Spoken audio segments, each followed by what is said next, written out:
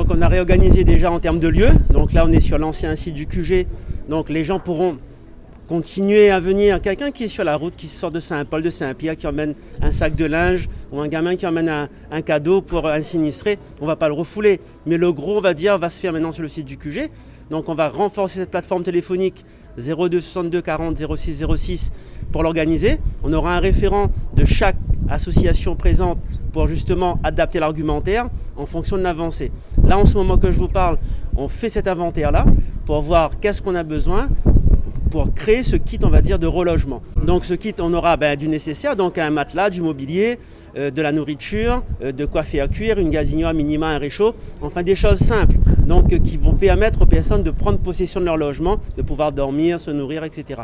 Donc là, il y aura une partie donc avec des associations comme Emmaüs, l'Adrieux, de ressourcerie, une partie de dons qui va être faite aussi. On a été contacté par des grands magasins, par des personnes aussi qui en ont chez eux. Donc tout ça, il faut qu'on les compile, il faut qu'on regarde comment ça se passe. Et donc il était important de le faire ensemble, donc avec bien sûr l'aide de l'État, que la sous-préfète était là ce matin. Donc on a décidé de leur coordonner de cette façon-là et de mon sens, c'est la meilleure. L'adresse, si vous voulez bien, c'est juste en face de l'hôtel des impôts, donc à Champfleury, donc pas très loin du site de Champfleury, là où on est.